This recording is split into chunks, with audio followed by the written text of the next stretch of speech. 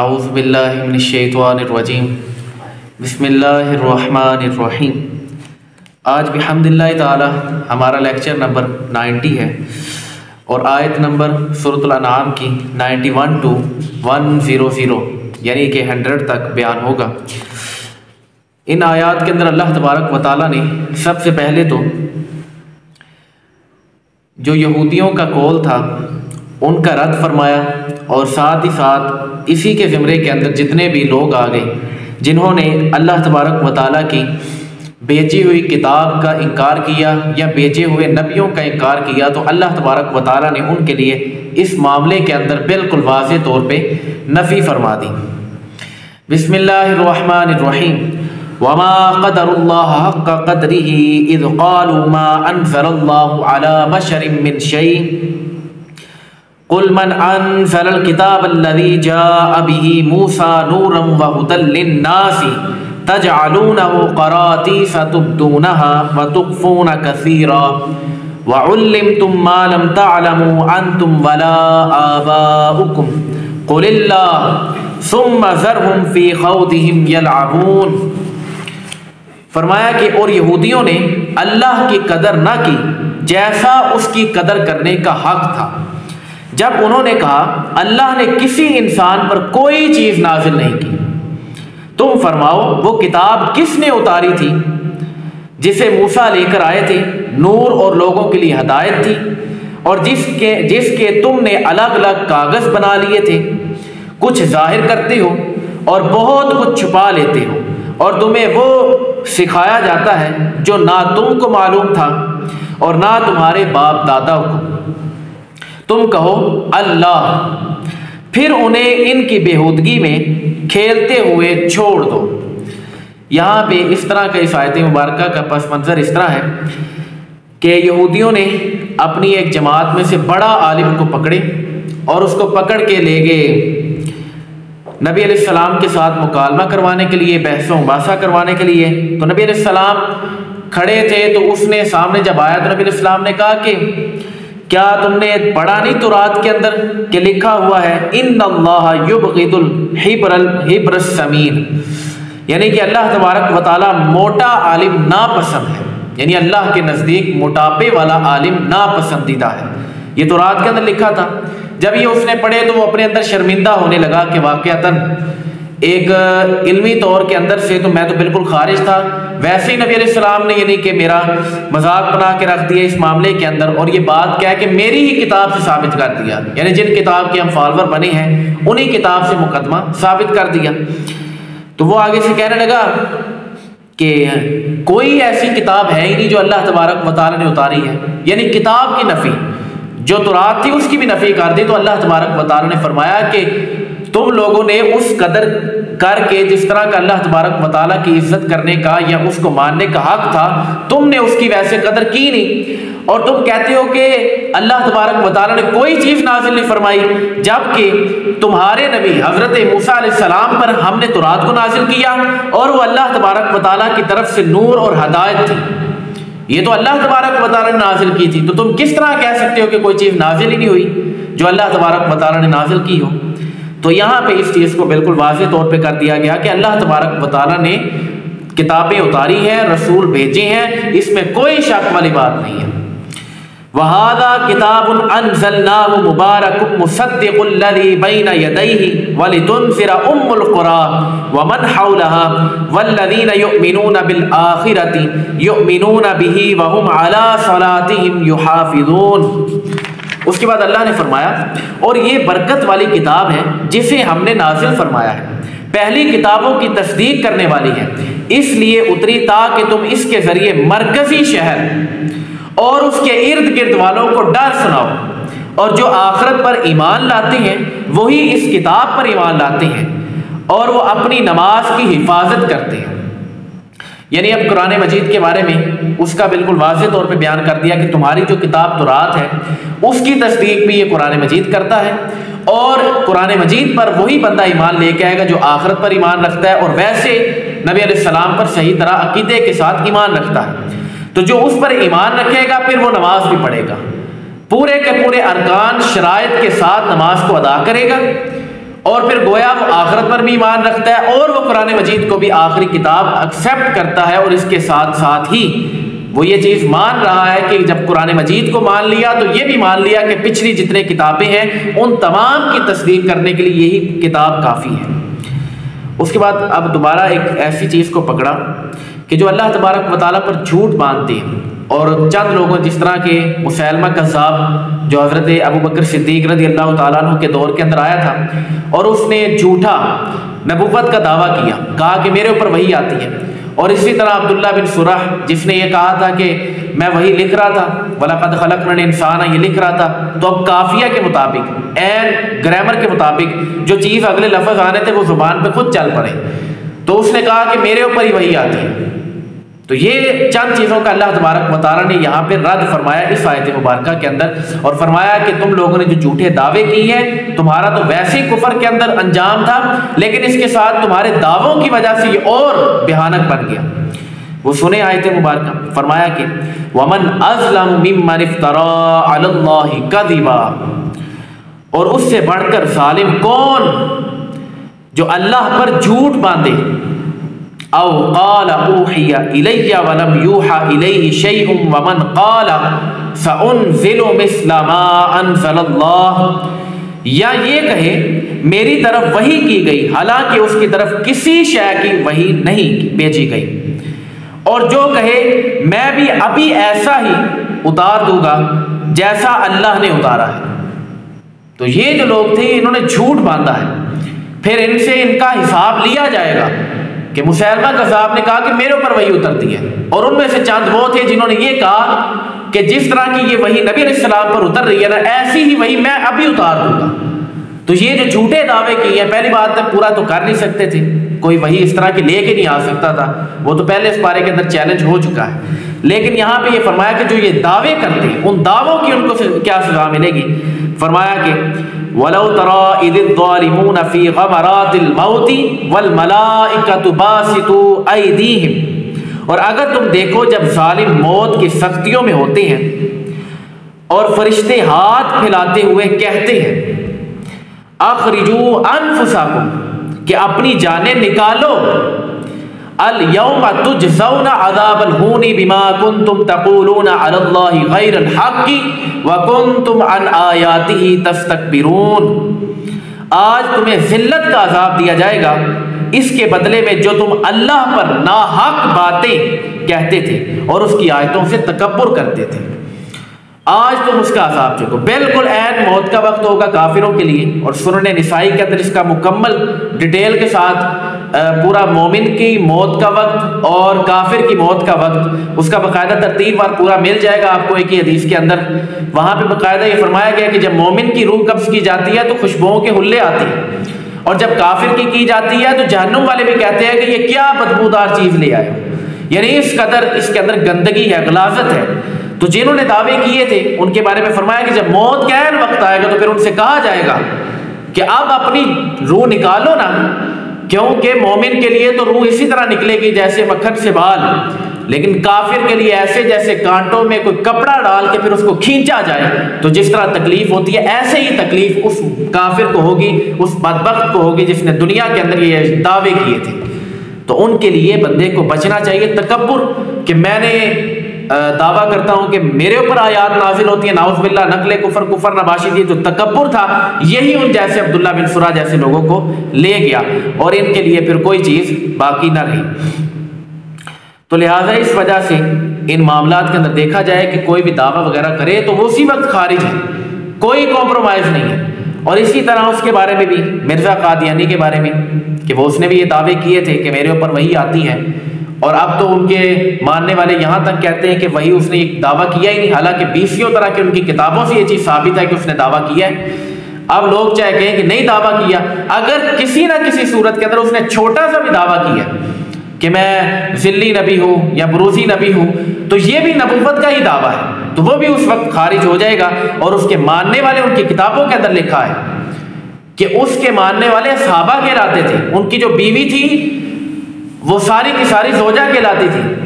تو یہ تو اس طرح پورا کا پورا اپنا گھرانے کا چیپٹر لے کے بیٹھا ہوا ہے. تو یہ ساروں کے اوپر لعنت ہے کہ جنہوں نے جھوٹے کے اوپر دفاع کیا اور اس کے بعد اس جھوٹے کو پرموٹ کیا. ان تمام پر اللہ کی بھی لعنت ہے, فرشتوں کی بھی لعنت ہے, اور تمام مومنین کی بھی لعنت ہے. تو لہٰذا اس وجہ سے جھوٹے دعووں کے اوپر بالکل نہ کمپرومائز کیا جائے. وَلَقَدْ جِئْتُمُونَا فُرَادَىٰ كَمَا خَلَقْنَاكُمْ أَوَّلَ مَرَّةٍ وَتَرَكْتُم مَّا خَوَّلْنَاكُمْ وَرَاءَ ظُهُورِكُمْ وَمَا نَرَىٰ مَعَكُمْ شُفَعَاءَكُمُ الَّذِينَ زَعَمْتُمْ أَنَّهُمْ فِيكُمْ شُرَكَاءُ لَقَدْ تَقَطَّعَ بَيْنَكُمْ وَضَلَّ عَنكُم مَّا كُنتُمْ تَزْعُمُونَ. یہاں پہ اللہ تبارک و تعالیٰ نے فرمایا کہ اور بے شک تم ہمارے پاس اکیلے آئے جیسا ہم نے تمہیں پہلی مرتبہ پیدا کیا تھا, اور تم اپنے پیچھے وہ سب مال و متاع چھوڑ آئے جو ہم نے تمہیں دیا تھا. اور آج ہم تمہارے ساتھ تمہارے ان سفارشیوں کو نہیں دیکھتے جنہیں تم گمان کرتے تھے کہ وہ تم میں ہمارے شریک ہیں. بے شک تمہارے درمیان جدائی ہو گئی اور تم سے وہ غائب ہو گئے جن کے معبود ہونے کا تم دعویٰ کیا کرتے تھے. تو یہاں پہ اب کافروں کا پہلے تو یہ بتایا کہ ان کا انجام کس طرح ہوگا. موت کے وقت فرشتے آ کے کہیں گے نکالو اپنی جان, اب ان کو تکلیف ہوگی. اس کے بعد بتایا کہ جب وہ محشر کے دن ان کے احوال کو ذکر کیا, پھر ان کے جتنے اعمال تھے ان کو سامنے رکھ دیا جائے گا, اور فرمایا کہ وہ سارا کا سارا مال و متاع پیچھے رہ جائے گا, فنا ہو جائے گا. تمہارے ساتھ کوئی چیز جائے گی تو وہ عمل جائے گا. صحیح بخاری کے اندر بھی حدیث ہے, نبی علیہ السلام نے ارشاد فرمایا کہ میت کے ساتھ 3 چیزیں جاتی ہیں, 2 واپس آ جاتی ہیں, 1 اس کے ساتھ باقی رہتی ہے. جو 2 واپس آتی ہیں فرمایا 3 چیزیں وہ یہ ہیں کہ میت کے ساتھ پہلی چیز جاتی ہے اس کے اہل و عیال, اس کا مال, اور تیسرے نمبر پہ اس کا عمل. 2 چیزیں واپس آ جاتی ہیں, مال بھی واپس آ جاتا ہے, اہل و عیال بھی واپس آ جاتے ہیں, کوئی وہاں پہ نہیں ٹھہرتا. ایک رات بھی, بلکہ دور کی بات ہے, کوئی ٹھہرتا ہی نہیں, چلے جاتے ہیں لوگ دفنا کے, بس فارغ کر کے جان چھڑاتے ہیں.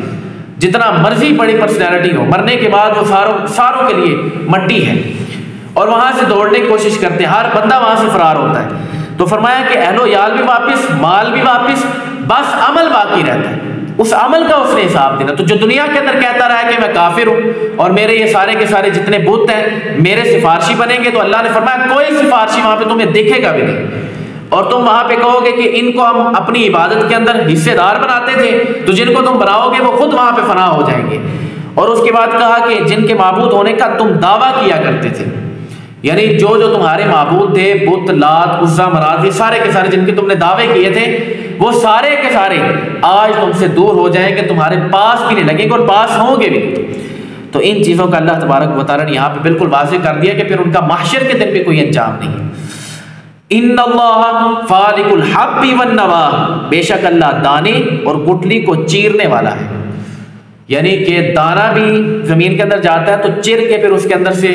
پھل نکلتے ہیں. گٹھلی, ایک گٹھلی بندہ لگاتا ہے آم کی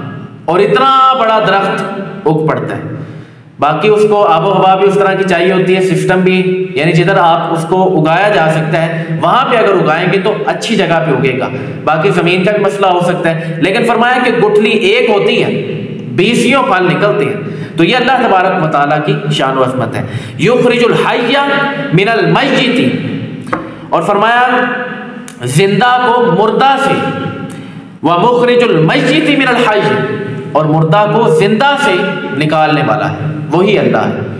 وہ کس طرح؟ بندہ زندہ ہے لیکن جب اسی سے مردہ چیز نکلتی ہے نطفے کی صورت کے اندر, تو اللہ تبارک و تعالیٰ جب عورت کے رحم میں جاتا ہے وہاں سے پھر ایک دوبارہ زندہ چیز پیدا ہوتی ہے. زندہ سے مردہ اور مردے سے پھر زندہ چیز, یہ اللہ تبارک و تعالیٰ اٹھانے پر بالکل قادر ہے. اس سے بڑھ کے اور کوئی مثال نہیں ہو سکتی. گٹھلی ایک مردہ ہے, وہاں سے اٹھ کے بڑا درخت اگاتی ہے اور پھلدار, اور اسی کے ساتھ ساتھ ایک زندہ جانور ہے, مرغی ہے, وہ ایک مردہ یعنی کہ اس وقت انڈا اپنے آپ سے خارج کرتی ہے. وہ دیکھیں اللہ تبارک و تعالیٰ کی شان و عظمت, زندہ سے مردہ, مردہ سے زندہ نکالنے والا صرف اور صرف اللہ تبارک و تعالیٰ ہے. تو یہ سارے کے سارے معاملات کنٹرول کرنا بھی اللہ کے دستہ قدرت پہ ہے. ذالکم اللہ فانا تؤفکون, یہ اللہ ہے تو تم کہاں پھرے جاتے ہو. تو یہ دوسروں کو اب کہا گیا کہ یہ اللہ تبارک و تعالیٰ کی اتنی شان و عظمت ہے, تم کہاں پہ پھر رہے ہو. فالق الاصباح وجعل اللیل سکنا والشمس والقمر حسبانا ذلک تقدیر العزیز العلیم، اور وہ تاریکی کو چاک کر کے صبح نکالنے والا ہے، اس نے رات کو آرام کا ذریعہ بنایا، اور اس نے سورج اور چاند کو اوقات کے حساب سے ذریعہ بنایا۔ یہ زبردست علم والے کا مقرر کیا ہوا اندازہ ہے، یعنی اللہ تبارک و تعالیٰ نے تاریکی کو چاک کر کے اندھیرے کو ختم کر کے صبح نکالی، اور صبح کی جب ڈور نکلتی ہے بالکل عین فجر کے بعد، وہ ڈور پورے کے پورے علاقوں کے اندر روشنی کر دیتی ہے۔ یہ اللہ تبارک و تعالیٰ کے کام ہے۔ اور پھر اس کے ساتھ رات کو آرام کا ذریعہ بنایا، یعنی آرام کرو، اور بندہ اس کو یہ دیکھے قرآن مجید سے ثابت ہے کہ رات ہی آرام کے لیے بنی ہے۔ اگر کوئی شخص پورا دن بھی سوئے نا، اور جس کی رات کی ڈیوٹی ہے، بڑے لوگ ہیں جو رات کو نائٹ ڈیوٹی کرتے ہیں، تو ان کے لیے مشکل ہے وہاں پہ یہ والے کے معاملات کرنا۔ وہ کس طرح کہ رات کو بندہ اگر ڈیوٹی کرے نا اور پورا دن بھی سوتا رہے تو اس لیول کی نیند پوری نہیں ہو سکتی جو شخص رات کو 2 گھنٹے کی نیند سو کے بندہ اپنے آپ کے اندر پورا کا پورا مطمئن ہو کے بندہ بیٹھ جاتا ہے۔ جو رات کے 2 گھنٹے کی نیند ہے وہ بندے کو فائدہ دیتی ہے، دن پورا بھی سوتا رہے تو اس طرح کی نیند پوری ہو ہی نہیں سکتی جس طرح کی رات کے کچھ لمحے کے اندر نیند پوری ہوتی ہے، کیونکہ رات کو ایک ماحول بنا ہوتا ہے، ہر طرف سناٹا ہے، ہر طرف سکون ہے۔ اس وقت جب بندہ سوتا ہے تو ذہنی طور پہ بندہ سکون و اطمینان حاصل کرتا ہے اور نیند صحیح طرح کامل طور پہ پوری ہوتی ہے۔ اور پورا دن کے اندر باہر لوگوں نے معاش کے لیے اللہ تبارک و تعالیٰ نے بنایا ہے، دن ایک سورج نکلا ہوتا ہے وہاں پہ کام کاج کے لیے دن ہے، لیکن اگر اس وقت بندہ سویا ہو تو وہ بندے کی اس لیول کی نیند پوری نہیں ہو سکتی، اس کے حلقے نہیں جائیں گے، اس کی کمزوری نہیں جا سکتی، تو یہ ممکن نہیں۔ باقی جن کو عادت ہو جائے کافی عرصے سے کوئی بندہ اس طرح ہی کرتا رہے تو عادت ایک علیحدہ چیز ہے، لیکن اس کے علاوہ رات ہی آرام کے لیے ہے، جو رات کے اندر سکون ہے وہ دن کے اندر نہیں ہو سکتا۔ اور اسی کے مطابق مصنف ابن ابی شیبہ کے اندر حدیث مبارکہ آتی ہے، مسلم بن یسار فرماتے ہیں کہ نبی علیہ السلام یہ والے الفاظ دعا کے طور پہ مانگا کرتے تھے، یعنی کہ دعا یہ کیا کرتے تھے، اے اللہ فالق الاصباح وجاعل اللیل سکنا والشمس والقمر حسبانا اقضی عنی الدین واغننی من الفقر۔ پھر آگے مکمل دعا نبی علیہ السلام مانگا کرتے تھے، اور اس کے اندر یہ دعا کے اظہار کیا کرتے تھے کہ نبی علیہ السلام رات کو آرام کے لیے بنایا، اللہ کا شکر ادا کیا کرتے تھے، اور فرمایا میری سماعت، بصارت اور قوت سے اپنی راہ میں فائدہ اٹھانے والا بنا، یعنی میری آنکھیں میرے کانوں کے ذریعے تیرے دین کے اندر فائدہ حاصل ہو۔ یہ نبی علیہ السلام یہ الفاظ بول کے دعا کیا کرتے تھے۔ وَهُوَ الَّذِي جَعَلَ لَكُمُ النُّجُومَ لِتَهْتَدُوا بِهَا فِي ظُلُمَاتِ الْبَرِّ وَالْبَحْرِ قَدْ فَصَّلْنَا الْآيَاتِ لِقَوْمٍ يَعْلَمُونَ، اور وہی ہے جس نے تمہارے لیے ستارے بنائے تاکہ تم ان کے ذریعے خشکی اور سمندر کی تاریکیوں میں راستہ پاؤ، بے شک ہم نے علم والوں کے لیے تفصیل سے نشانیاں بیان کر دی۔ تو یہاں پہ بتایا گیا کہ ستارے بنائے، ستاروں کے ذریعے پہلے دور کے اندر جو کاریگر لوگ ہوا کرتے تھے، یعنی کہ جس فیلڈ کے اندر بندہ ماہر ہو، بندہ سمجھ جاتا ہے، تو اس کے ذریعے خشکی اور سمندر کا بندہ راستہ تلاش کیا کرتے تھے۔ تو فرمایا یہ جو راستہ اللہ تبارک و تعالیٰ نے تمہارے لیے ستارے بنائے ہیں نا، اس کے اندر بھی مومنوں کے لیے نشانی ہے، تو اس سے بھی فائدہ اٹھاؤ۔ وَهُوَ الَّذِي أَنشَأَكُم مِّن نَّفْسٍ وَاحِدَةٍ فَمُسْتَقَرٌّ وَمُسْتَوْدَعٌ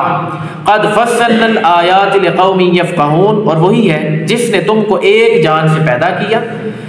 پھر کہیں ٹھکانہ ہے اور کہیں امانت رکھے جانے کی جگہ ہے، بے شک ہم نے سمجھنے والوں کے لیے نشانیاں تفصیل سے بیان کر دی ہیں۔ اب یہاں پہ اس آیت مبارکہ کے خلاصے کے اندر یہ چیز بالکل واضح طور پہ بیان فرما دی کہ حضرت آدم علیہ السلام سے ایک جوڑا مکمل پیدا ہوا، پھر اس کے آگے سے تمہیں سب کو ایک ہی جوڑی سے بنایا، پھر وہ جوڑا چلتا رہا یعنی آخر تک، یعنی حضرت آدم علیہ السلام کی پیٹھ ہی سے حضرت حوا رضی اللہ تعالیٰ عنہ پیدا ہوئی، اور پھر وہیں سے ہی سسٹم سارا کا سارا چلتا رہا جوڑوں کی نسبت کے ساتھ، تو تم سب کو جوڑے ہی سے قائم کیا گیا، پیدا کیا گیا، اور اس کے بعد کہا کہ تمہارے لیے ٹھکانہ بنایا ہے زمین کو، پھر امانت رکھنے کی جگہ، یعنی زمین کے اندر ایسے ایسے دفتر ہے، ایسی ایسی جگہ ہے، بینکنگ سسٹم ہے کہ اس کے اندر تم اپنی چیزیں رکھ سکتے ہو، باحفاظت طریقے کے ساتھ. تو یہ سارا کا سارا سسٹم اللہ تبارک و تعالیٰ نے عطا فرمایا ہے. وَهُوَ الَّذِي أَنزَلَ مِنَ السَّمَاءِ مَاءً فَأَخْرَجْنَا بِهِ نَبَاتَ كُلِّ شَيْءٍ فَأَخْرَجْنَا مِنْهُ خَضِرًا نُخْرِجُ مِنْهُ حَبًّا مُتَرَاكِبًا وَمِنَ النَّخْلِ مِنْ طَلْعِهَا قِنْوَانٌ دانیۃ وجنات من اعناب والزیتون والرمان مشتبہا وغیر متشابہ انظروا الی ثمرہ اذا اثمر وینعی ان فی ذلکم لآیات لقوم یؤمنون. اور وہی ہے جس نے آسمان سے پانی اتارا، پھر ہم نے اس کے ذریعے ہر اگنے والی چیز نکالی، تو ہم نے اس سے سرسبز کھیتی نکالی جس سے ہم ایک دوسرے پر چڑھے ہوئے دانے نکالتے ہیں. اور کھجور کے ابتدائی کچے شکوفوں سے کھجور کے خوشے نکلتے ہیں جو پھولوں کی کثرت سے لٹکے ہوئے ہیں. اور انگور کے باغ اور زیتون اور انار نکالتے ہیں. فرمایا کہ مشتبہ وغیر متشابہ، جو کسی وصف میں تو ایک دوسرے سے ملتے ہیں اور کسی وصف میں ایک دوسرے سے جدا ہوتے ہیں. اور تم انظروا الی اثمرہ الی ثمرہ اذا اثمر وینعی، اس کے بعد فرمایا کہ تم درخت کے پھل اور اس کے پکنے کی طرف دیکھو جب وہ پھل دے، یعنی وہ جب پکتا ہے نا تو اس کا جو سسٹم ہے کہ کدھر آپ 10 دن پہلے دیکھے تو اتنا ہے، 10 دن بعد دیکھا تو اتنا، وہ آپ اگر دیکھیں تو اس کے بعد تمہیں فائدہ کیا ہوگا. ایک ایک کھجور کا درخت ہے، اس کے ساتھ کتنے زیادہ شگوفے لگ گئے ہیں کھجور کے، کچے شگوفوں کے ساتھ پورے کے پورے اب گچھے لٹکے ہیں. اور یہ سارا کا سارا ایک گٹھلی کا کمال ہے. اور پھر اسی کے اندر سے ہم نے ایسے ایسے دانے نکالے ہیں جس کے ساتھ مختلف دانے پہ دانہ چڑھا ہوا ہے، یعنی کھجور کے اوپر کھجور ہے، کھجور کے اوپر کھجور ہے، پھر انار، زیتون، اور یہ سارے کے سارے پھل باغ سے جب نکلتے ہیں تو ایک جیسے دکھتے ہیں. بعض چیزوں میں تو مشابہت رکھتے ہیں اور بعض چیزوں میں مشابہت نہیں رکھتے. جب تم یہ ساری چیزیں سامنے دیکھ لو تو اس کے بعد پھر اس چیز کو ماننے پہ تمہیں مجبور ہونا پڑے گا. ان فی ذالکم لآیات لقوم یؤمنون، کہ بے شک اس میں ایمان والوں کے لیے نشانیاں ہیں. کہ اگر بندہ تصور کرے، اب یہ آیات تو ایسی ہیں جس کے اوپر گھنٹوں بندہ بولے تو وہ بھی کم ہے، لیکن یہاں پہ آپ اس چیز کو یاد رکھیں کہ اگر یہ بندہ اس پروسیجر کو مکمل طور پہ اگر سمجھ لینا تو واقعتاً ایمان والوں کے لیے نشانیاں بہت کافی ہیں. اس سے بڑھ کے اور نشانیاں اور کوئی ہو نہیں سکتی. وَجَعَلُوا لِلَّهِ شُرَكَاءَ الْجِنَّ وَخَلَقَهُمْ وَخَرَقُوا لَهُ بَنِينَ وَبَنَاتٍ بِغَيْرِ عِلْمٍ سُبْحَانَهُ وَتَعَالَى عَمَّا يَصِفُونَ. اور لوگوں نے جنوں کو اللہ کا شریک بنا لیا، حالانکہ اللہ نے تو ان جنوں کو پیدا کیا ہے. اور لوگوں نے اللہ کے لیے جہالت سے بیٹے اور بیٹیاں گڑھ لی، حالانکہ اللہ ان کی بیان کی ہوئی چیزوں سے پاک اور بلند ہے. سبحانہ وتعالی عما یصفون، وہ تو ان کی ساری بیان کردہ چیزوں سے بلند اور پاک ہے. وہ کس طرح جنوں کو کس نے شریک ٹھہرایا؟ کافروں نے بت بنا لیا، حالانکہ وہ اللہ کی پیدا کی ہوئی مخلوق ہیں. پھر اس کے بعد بیٹے،